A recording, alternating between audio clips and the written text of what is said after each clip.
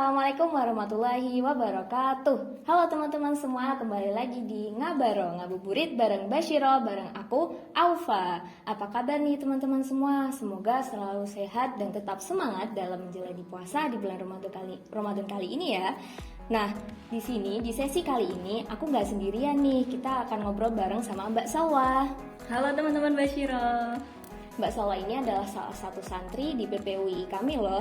Mbak Salwa tahu nggak sih kalau sekarang yang nonton podcast kita ini nggak cuma dari PPUI aja? Oh iya? Iya, karena informasi tentang podcast ini sudah tersebar di media sosial berupa Instagram dan YouTube. Ngomong-ngomong soal media sosial, Mbak Salwa suka nggak sih main medsos? Aku sendiri pribadi ya Mbak Aufa, aku tuh anaknya medsos banget. Sosialita banget Iya, gitu ya. tapi ini sih kalau buat medsos yang sering aku pakai paling cuma itu aja, kayak WhatsApp, Instagram, YouTube, Telegram, Facebook, sama TikTok sih. Facebook juga ya? Hari ini Iya. masih main Facebook Mbak Salwa? Masih dong, soalnya teman-teman aku yang dari SMP itu kebanyakan masih main Facebook Mbak Aufa. Jadi kalau kita Jadi lost kontak, menjalin silaturahmi lewat. jadi kita menjalin silaturahmi lewat Facebook sambil nanyain kontak WhatsApp gitu. Oh iya, berarti saat Ramadan juga tetap sering ngobrol sama mereka lewat medsos ya? Iya.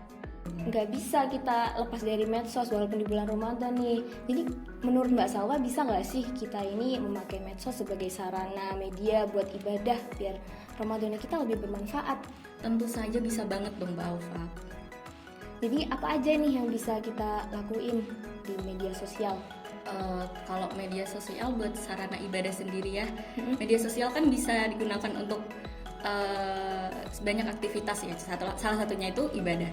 Nah, di dalam ibadah sendiri yang bisa kita lakukan, pertama kita bisa memanfaatkan media sosial itu sebagai sarana untuk berdakwah. Jadi contohnya kita bisa meng-share ilmu-ilmu yang bermanfaat, meng-share tarbiyah, dakwah kepada teman-teman kita, keluarga kita, saudara-saudara kita, ataupun kerabat-kerabat kita. Nah, terus ibadah yang bisa kita lakukan lagi di media sosial itu yang kedua adalah menjalin silaturahmi. Iya, kayak Mbak Salwa tadi ya. Sama Iya, teman-temannya. benar banget. Bahkan Allah sendiri udah mengatakan bahwa akan diancam orang yang memutus tali silaturahmi di dalam hadisnya Nabi ya, yaitu la yadkhulul jannata qati'un, yakni qati'a rahimin. Jadi Allah itu bahkan mengancam orang yang memutus tali silaturahmi itu dengan tidak dimasukkannya ke dalam surga. Seperti itu. Terus kemudian yang ketiga, kita bisa memanfaatkan media sosial dengan cara beramar ma'ruf nahi mungkar nih, Mbak Gimana Ulfa. tuh amar ma'ruf nahi mungkar lewat media sosial? Iya, jadi kita sekarang banyak ya temukan orang-orang baik itu remaja ataupun orang tua yang menge-share mengenai amar ma'ruf nahi mungkar, dan tidak sedikit juga kita temukan banyak komentar-komentar yang sedang mengomentari orang-orang yang sedang beramar ma'ruf malah sedang mencemooh, seperti contohnya mereka bilang so alim lu, so suci lu, kayak gitu. Terus bahkan ketika ada teman-teman kita nih yang sedang nahi anil mungkar, sedang melakukan nahi anil mungkarnya, malah justru mereka juga tidak sedikit mendapatkan komentar-komentar anarkis seperti itu. Justru kita sebagai seorang muslim harusnya kita itu mendukung mereka, memblow up amar ma'ruf nahi mungkar mereka, atau malah justru kita sendiri sebagai seorang muslim bisa melakukan hal tersebut sendiri. Iya, contohnya kayak aku nih punya teman ya Mbak yang kalau di story WhatsApp-nya dia suka ngupload tentang ayat-ayat Al-Quran atau tentang tentang reminder buat Al-Kahfian gitu. Aku pribadi sih seneng kalau ngelihat story WhatsApp mereka karena aku jadi ingat buat melakukan hal itu gitu. Iya, bener banget. Terus kemudian yang keempat, kita bisa menggunakan media sosial untuk untuk fundraising atau penggalangan dana untuk contohnya seperti baksos untuk anak-anak yatim. Iya, kayak yang kita lakukan kemarin Iya, ya Mbak yang kita Salwa lakukan di Bashiro, kita menggalang dana kan Mbak Ulfa untuk anak-anak yatim dan orang-orang buka puasa di berbuka jalan. puasa. Iya, benar banget. Ya, kurang lebih seperti itu manfaat kita di media sosial sebagai sarana ibadah.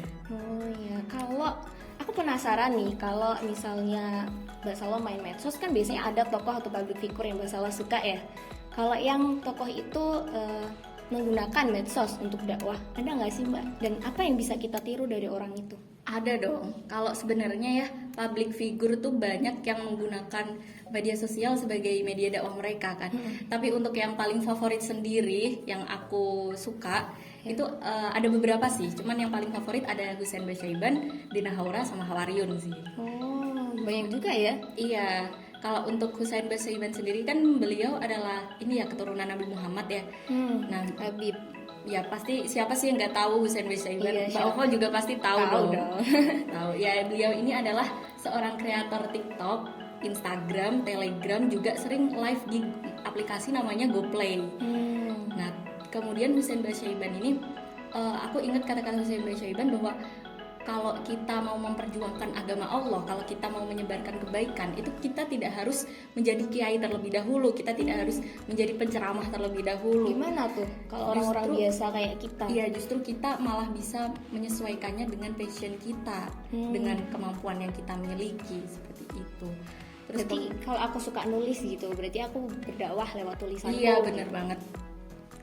Terus kemudian yang selanjutnya yang Dina Haura sama Hawaryun, mereka adalah couple dakwah gitu ya. Couple? Iya, couple dakwah. Oh, iya. Jadi mereka suami istri gitu. Nah, kalau di media sosial lebih aktif di IG mereka berdua. Cuma yang sering jadi sorotan publik itu konsep mereka tentang minimalism. Minimalism itu apa?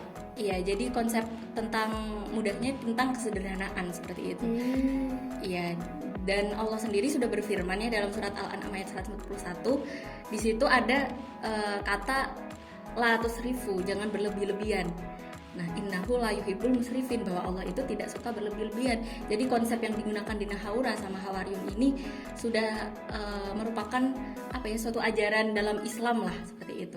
Dan konsep minimalism ini justru mempunyai dampak positif, baik itu di finansial kita, di mental kita, ataupun di dalam spiritual kita, karena tentunya kita akan mencegah hawa nafsu kita untuk hal-hal yang mengarah kepada keduniawian seperti itu. Gitu ya, banyak banget ternyata ya yang bisa kita ambil contoh dari public figure yang berdakwah di media sosial. Tapi sebelum kita terjun ke dunia media sosial untuk berdakwah, ada nggak sih adab-adab yang perlu kita perhatikan sebelum kita berdakwah di media sosial? Tentu saja ada dong Mbak Ova. Gimana tuh? Kita sebagai seorang muslim dan muslimah ya, tentu banyak adab-adab yang sudah diajarkan ya di agama kita. Yang paling pokok dalam beradab adalah yang pertama niat. Kita harus meluruskan niat kita. Rasulullah sendiri bersabda bahwa innamal a'malu binniyat wa innamal likulli imri'in ma nawa. Terus kemudian yang kedua, kita seperti tadi kita bisa beradab di media sosial dengan cara beramar ma'ruf nahi mungkar. Jadi kita bisa menyebarkan kebaikan dan mencegah atau menasihati yang buruk-buruk seperti itu. Mencegah. Kalau cross check hoax itu ini ya, Mbak. Iya benar banget. Itu termasuk mencegah. Termasuk mencegah.